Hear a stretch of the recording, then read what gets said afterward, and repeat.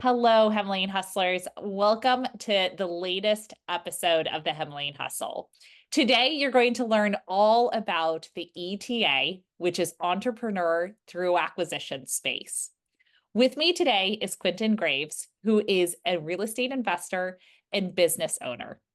He's purchased multiple businesses through acquisitions, and best of all, he used his cash flow from rental properties to do it. Quintin, welcome to the show. Thank you, Dana. Happy to be here. Great. Well, I have so many questions for you, as I think this is a really exciting and timely space. And here is why. Venture capital and the entire Silicon Valley has reset a lot on valuations. And suddenly, a lot of companies are starting to say, you know what, cash is king.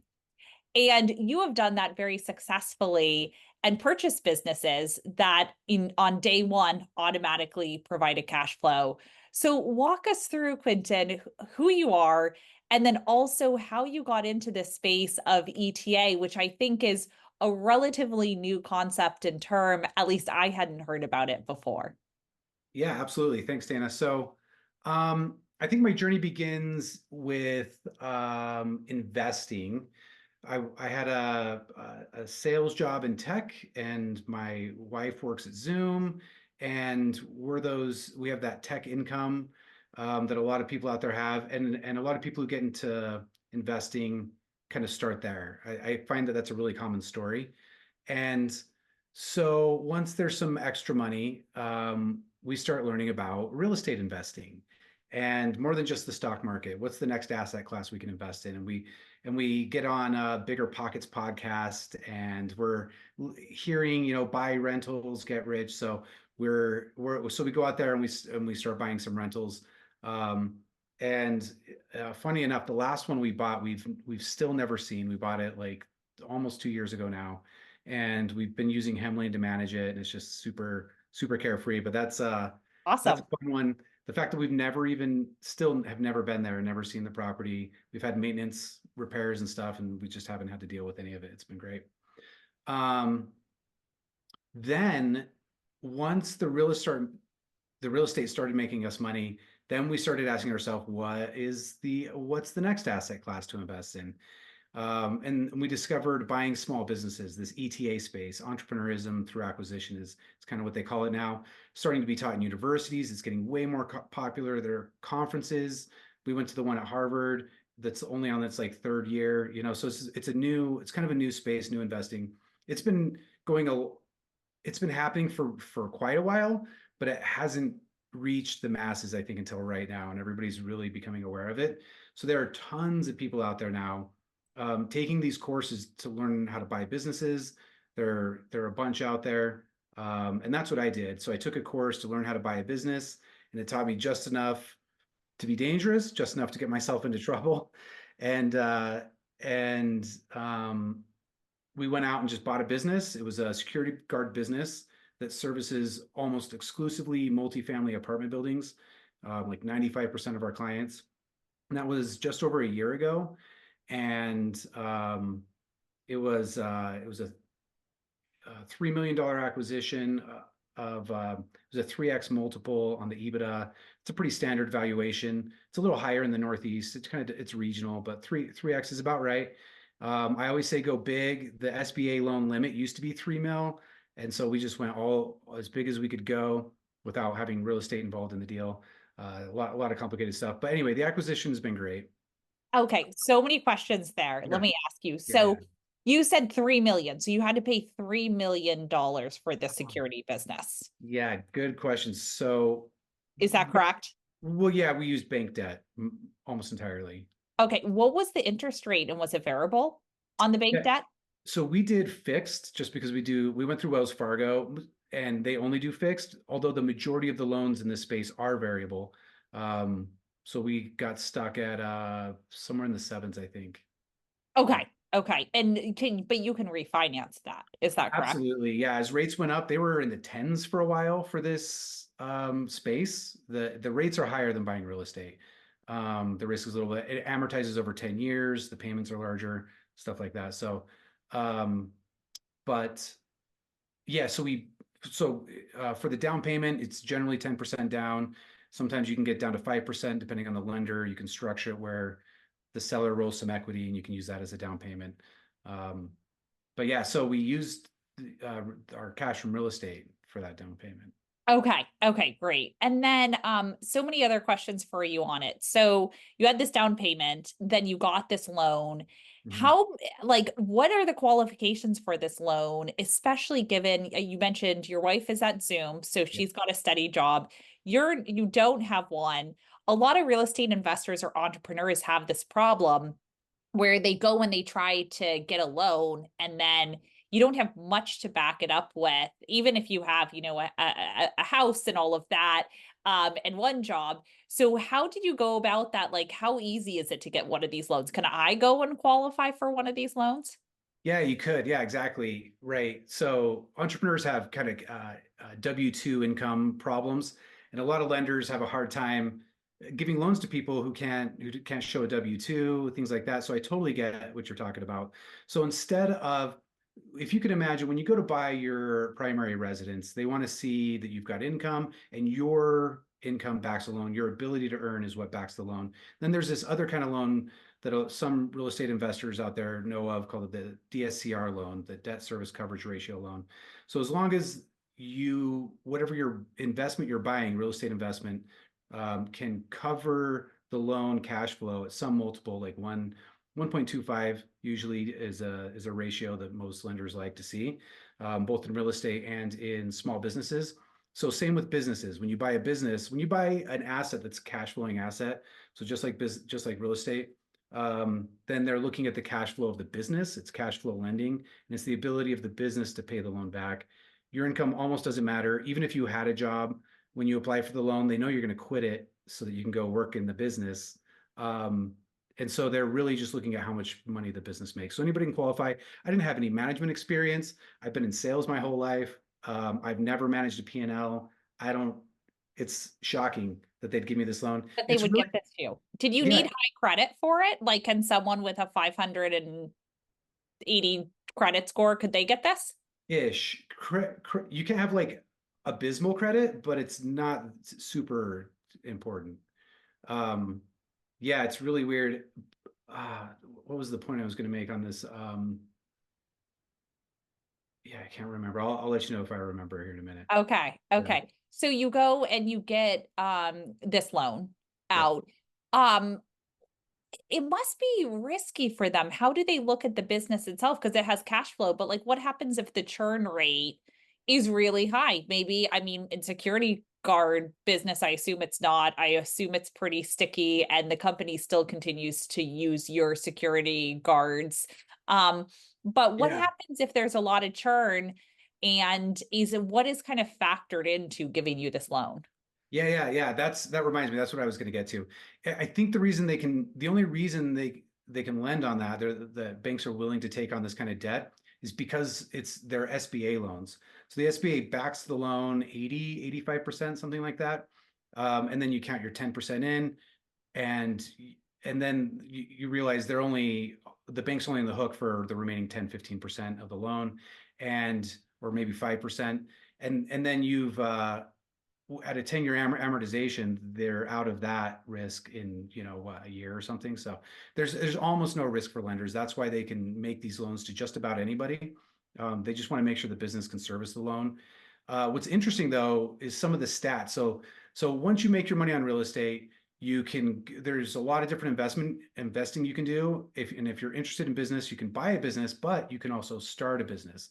So one of the reasons we thought that we didn't want to start one and we'd rather buy one, it's because when you look at a business that's already established and it's been running for a couple of years, they've already established product market fit, and Mhm. that removes a ton of risk from the equation. And at Hemlane is outlier. I just read something that like 0.3% of startups can get to like Series D funding Yeah. or an exit, whether it's acquisition or going public or something like that. Just like almost like it's so hard to do as a startup.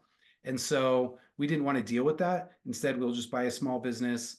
It's already got product market fit. It's been running for years. It's shown profit. It's stable. And then we just jump in. and we use that cash flow to pay the debt, and then you keep the rest. I love it. And it's such a good point. I mean, starting Hemlane, we didn't have product market fit for the first 3 years. We were constantly talking to customers, saying, no, tell us exactly what you want us to build. And then sometimes we build that and be like, wait, this isn't the right thing to build. And we'd scrap it and do it all over again. So I Yeah, love that of reducing risk. yeah, Businesses are challenging enough. yeah, Most businesses fail due to cash problems. And so we're minimizing that and having this product market fit, customers, retention. You can see all the metrics. So walk me through, Quintin. Okay, you can get this loan. Sounds like Joe Smo can go in and get the mhm, loan. I mean, with some caveats there. yeah. Walk me through the next steps after you guys get the loan. How do you go and find the business, or do you find the business first and then get the loan? And where are you going? What websites are you going to find security guard businesses? Yeah, that's you just nailed the hardest part of this process. It's called search, and it's even search is used as a term for the space in general because so many people are searching, whether you've bought a business already or you want to buy the next one or you haven't bought one. Everybody's in search mode, and search is super difficult. Some websites have popped up to help solve this problem. One's called Biz by Sell. That's the one I found my business on. Okay. This place, though, is notorious for just crap listings, businesses you Mm, don't want to buy. And if there are good ones, you're in line behind 20 other cash buyers, kind of like real estate. So you've got to find ways to find new businesses. You got to be clever about it. A lot of people go direct. They're doing mass emails, mass direct mail, mass phone calls, using AI. Some people try to be more effective instead of efficient. So there's a scale of effectiveness and efficiency, and you can kind of slide anywhere on there. So some people, like my philosophy, I think it's better to figure out the exact niche you want to be in. Like we really like multifamily apartment buildings, and we want to buy all the businesses that service that industry. So like fire suppression, restoration remediation, plumbing, HVAC, electrical. And so you've got all these, you become a one-stop shop for one customer. That's our whole investment thesis. And so, um, where was I with that? Yeah. So you, Oh, so purchasing them online. So we were talking yes, about yeah, the search. and where to get them. So did you ever have to do any cold calls, or were you just lucky enough to find the security guard business on Biz Buy Sell? Was that or did you ever think like, hey, I need to go do some direct mail and some Yeah. calls? I did some cold calls. I Okay. looked up, I bought a single user license of Salesforce, and I put in my prospects, and I was calling them and working them. And you find local businesses that you want in your certain metro, and you go all the way on the extreme. That's what I did. I went all the way on the extreme effectiveness on the prospecting. But I never did this. Like some people will build scrapers, they'll scrape the internet, build huge lists, and go all the way on the effectiveness side, go big numbers. um, but yeah, for me, I just got lucky. I haven't heard of anybody else finding their business on Biz by Sell and actually Okay. acquiring it. So that's, I think I have an unusual story. I did have to hunt my seller down though. He wasn't responding to anybody on Biz by Sell. I think he was just kind of kicking the tires in the market to see if there's any interest in his business. And um, Biz by Sell used to have a bug that I exploited where I got his first name, and then I Googled it, and then Okay. found him on LinkedIn, and then called his office. And so I had to kind of like use my detective skills and be a sales rep, and reach out to him really and kind of sell myself. Gotcha. And now did you have security guard businesses in mind and say like this is what I want to buy, or were you just looking for any business, or did you already have the services around multifamily is going to be my target and I'm going to find something within that, or kind of where was your interest? Where did it lie when you were buying a business? Yeah, we had no idea what we wanted to buy. Well, we went in thinking we wanted HVAC or something like that. We were really hot on that, like consumer HVAC, not Yeah. really B2B. Yeah. And everybody says you should try to figure out your investment thesis before you start. I don't agree with that. We went in thinking we were HVAC, and then we didn't find anything that we liked. So we expanded our criteria to like just anything that caught our attention. And this one business that was security guards, I wasn't that interested in. My wife thought it was perfect for us. She kind of talked me into it. And so I didn't know, I have no security guard experience. I didn't even know they were mostly serving multifamily. So once I got into the due diligence of the acquisition, I was learning more about the business, who their customers were, what kind of work they do, whether they're armed or unarmed. And we're all unarmed, by the way, which I like. So I just started liking more about the business. And then I was like, oh, this is a great customer base. And that's sort of how I discovered just being open to opportunities is how I landed with this company, and landing with this company and being open about the next investment also is how we kind of developed this investment thesis around multifamily. I love it. I mean, I always say in business, you have to get your hands dirty. You Yeah. can read as many books as you want, but you just have to dive into the deep end and you're going to learn, you're going to make mistakes. Walk me through now that you have a security guard business, would you buy another one? And what was one of the number one mistakes you made within that in that process? Yeah. I came in undercapitalized, and this is everybody told me make sure you have all the cash. And you just said most businesses fail because they run out of cash. And I think everybody knows that cash is king. Mhm. And so once you if anybody's listening and you don't know anything about buying a business and you think Quintin went and bought a course on how to buy a business, I'm going to go do that. That's great, but don't go buy a business just after you take your course. Find a mentor who's done it. There are mistakes that you can learn from. And so yeah, being undercapitalized, I didn't make a working capital adjustment when I bought the business. And so we were like hand to mouth for like 4 or 5 months. It was super scary and unnecessary stress and risk on the business, when we could have just had a standard structure to the acquisition and came in a better cash position. Um, Doing much better now, but man, that was scary. And Yeah. it was a dumb mistake. I was new. I didn't know what I was doing. I didn't have a mentor. Nobody looked at my deal to tell me that I was doing it wrong. So Yeah. get somebody who knows what they're doing and get some help along the way. I love that. Would you buy another security guard business if it came up? I would only because I own one currently and I like the idea of a roll up. Securities, um, yeah, I think so. I like security guard businesses. Yeah, I would. I definitely would. I would. There are different types of revenue in this business, and I would discount some of it on the next acquisition. And I would just change some of the deal structure. But yeah, definitely I would, and I'm actually looking to do another one soon. Great. One thing we learned in real estate, which I'm sure you know, is motivated sellers, especially in a market right now. If you have a motivated seller, you can get a really good price. Mhm. Why was the person you purchased this business from, why were they selling their security guard business? And were they what you consider a motivated seller? Yeah, I think so. So this seller was the founder of the company, started it just a few years ago. This is sort of his MO. He started and sold another company a few years before that.